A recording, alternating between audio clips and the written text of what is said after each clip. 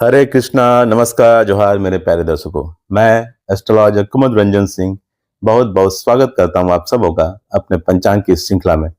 प्यारे दर्शकों, इससे पहले कि मैं आज के दैनिक पंचांग का संपूर्ण विवरण आप सबों को दूं, मैं उन सभी प्रियजनों को अपने तहे दिल से बधाई देना चाहूंगा जिनका आज जन्मदिन है, और साथ ही उन सभी दंपतियों को भी बधाई देना चाहूंगा जिनकी आज मैरिज एनिवर्सरी है।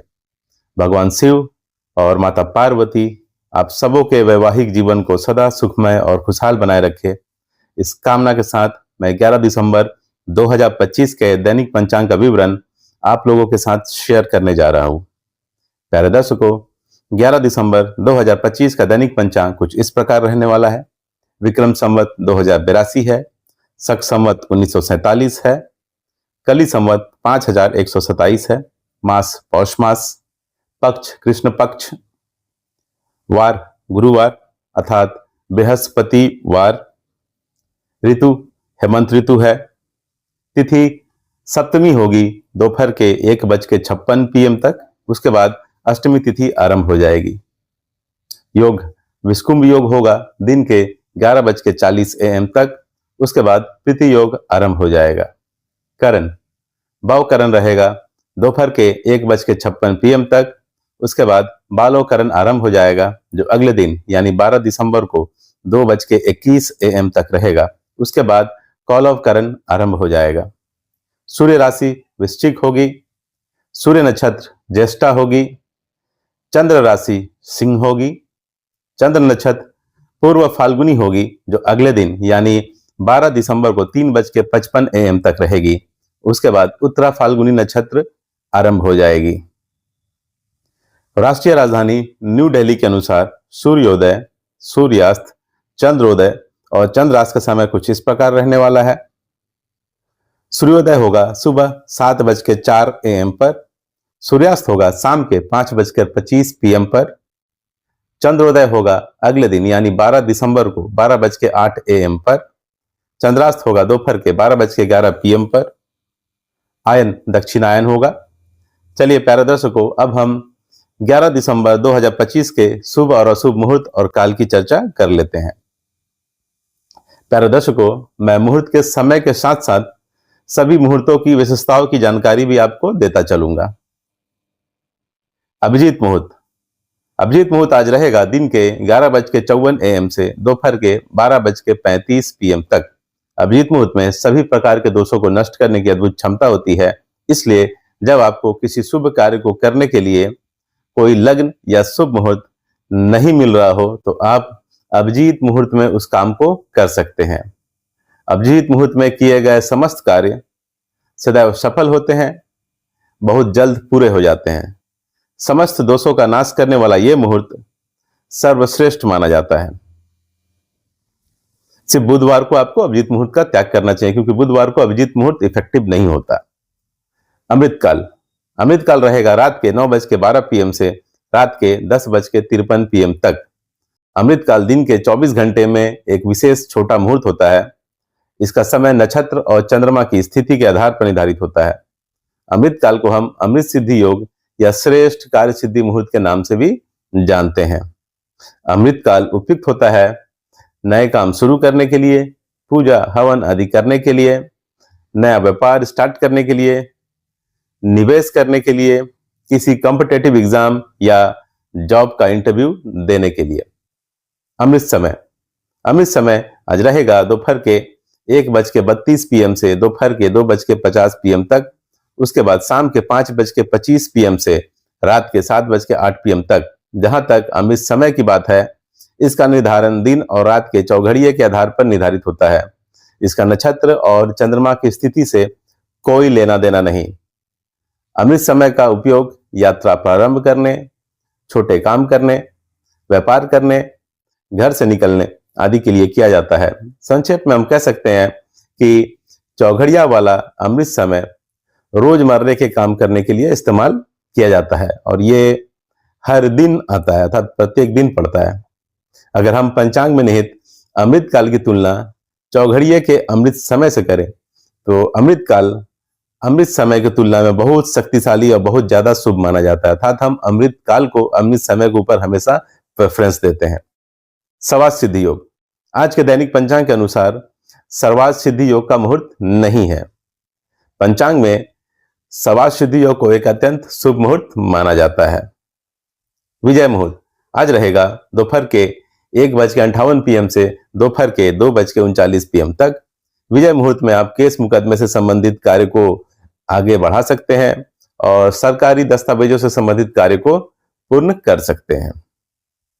गोधली मुहूर्त आज रहेगा शाम के 5:22 PM से शाम के 5:50 PM तक।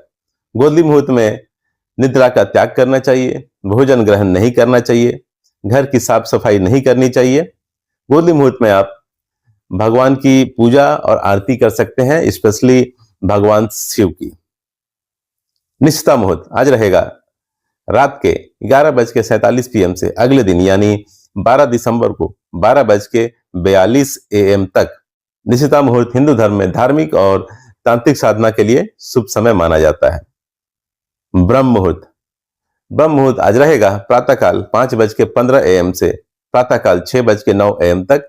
ब्रह्म मुहूर्त ज्ञान अर्जन करने के लिए और पठन पाठन के लिए सबसे उपयुक्त मुहूर्त माना जाता है। इस लिहाज से ये विद्यार्थियों के लिए सबसे उत्तम मुहूर्त है। राहु काल आज रहेगा दोपहर के 1:32 PM से दोपहर के 2:50 PM तक। राहु काल को ज्योतिष शास्त्र में एक बहुत अशुभ समय माना जाता है और किसी भी तरह के शुभ कार्य करने की मनाही होती है। राहु इंसान के दिमाग को प्रभावित करता है, जिसकी वजह से इंसान के निर्णय लेने की क्षमता प्रभावित होती है। इसलिए सभी तरह के शुभ कार्य करने की मनाही होती है राहु काल के दौरान। गुलिक काल आज रहेगा दिन के 9:39 AM से दिन के 10:57 AM तक। गुलिक काल शुभ भी हो सकता है और अशुभ भी। गुलिक काल में जो भी काम होता है वो रिपीट होता है अर्थात दोहराता है। इसलिए गुलिक काल में अगर आप कोई ऐसा कार्य करते हैं जिसके दोहराने से आपको फायदा हो तो आपके लिए शुभ होगा, लेकिन अगर आप कोई ऐसा कार्य करते हैं जिसके दोहराने से आपको हानि और क्षति हो सकती है तो गुलिक काल आपके लिए अशुभ साबित होगा। गुलिक काल में आप गुलिक काल में आपको कभी भी दाह संस्कार वाले कार्य नहीं करने चाहिए और किसी प्रकार का कर्ज नहीं लेना चाहिए तथा बैंक से लोन वगैरह नहीं लेनी चाहिए। गुलिक काल में आप धन संग्रह का कार्य कर सकते हैं, वाहन खरीद सकते हैं, अचल संपत्ति खरीद सकते हैं, लेकिन ये याद रखिएगा कि अंतिम संस्कार अर्थात दाह संस्कार वाले कार्य गुलिक काल में बिल्कुल ना करें और विवाह ना करें, सगाई ना करें, बैंक से लोन ना ले तथा किसी भी प्रकार का कर्ज ना ले गुलिक काल के दौरान, अदरवाइज ये बार बार रिपीट होगा। यमगंड आज रहेगा सुबह के 7:04 AM से दिन के 8:21 AM तक। यमगंड का मतलब होता है यमराज का समय। ज्योतिष शास्त्र में यमगंड को एक अशुभ समय माना जाता है। यमगंड मुहूर्त में सभी प्रकार के शुभ कार्यों से बचना चाहिए क्योंकि यह बाधाओं और विफलताओं का कारण बन सकता है। यमगंड के दौरान केवल अंतिम संस्कार जैसे मृत्यु से संबंधित संस्कार ही किए जा सकते हैं क्योंकि यह जीवन के अंत से जुड़ा हुआ है। दुमुहूर्त आज रहेगा दिन के 10:31 AM से दिन के 11:12 AM तक। उसके बाद दोपहर के 2:39 PM से दोपहर के 3:21 PM तक। जब दो अशुभ मुहूर्त मिलकर एक साथ पड़ते हैं तो उसे दुमुहूर्त माना जाता है। दुमुहूर्त को अशुभ मुहूर्त की श्रेणी में रखा जाता है। ऐसी मान्यता है कि इस समय आरंभ किया गया कार्य बार बार रुकावट या नुकसान दे सकता है। दुमुहूर्त में नए काम की शुरुआत नहीं करनी चाहिए, यात्रा नहीं करनी चाहिए, शादी और सगाई नहीं करनी चाहिए, किसी नए चीज की खरीदारी नहीं करनी चाहिए, निर्माण कार्य शुरू नहीं करना चाहिए, नया बिजनेस स्टार्ट नहीं करना चाहिए और नया कॉन्ट्रैक्ट भी साइन नहीं करना चाहिए। दुमुहूर्त काल के दौरान इन सभी चीजों से परहेज रखना चाहिए। वर्ज मुहूर्त आज रहेगा दिन के 11:08 AM से दोपहर के 12:49 PM तक। पंचांग में वज मुहूर्त को अशुभ योग माना जाता है और इसे दोष काल भी कहा जाता है। वज मुहूर्त नक्षत्र और कर्णों की विशेष गणना से बनता है। यह समय गणितीय रूप से ऐसा होता है कि ग्रह नक्षत्र शुभ कार्यों के लिए अनुकूल नहीं माने जाते। इस अवधि में शुभ कार्यों की शुरुआत नहीं करनी चाहिए, शादी और सगाई नहीं करनी चाहिए, गृह प्रवेश नहीं करना चाहिए, नया काम शुरू नहीं करना चाहिए, पूजन हवन नहीं करना चाहिए तथा महत्वपूर्ण यात्रा भी अवॉइड करना चाहिए। गंडमूल आज के दैनिक पंचांग के अनुसार गंडमूल मुहूर्त नहीं है। पंचांग में गंडमूल को एक अशुभ मुहूर्त माना जाता है।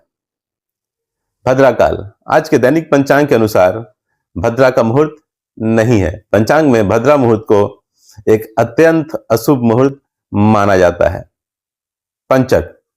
आज के दैनिक पंचांग के अनुसार पंचक का मुहूर्त नहीं है। पंचांग में पंचक को एक अशुभ मुहूर्त माना जाता है।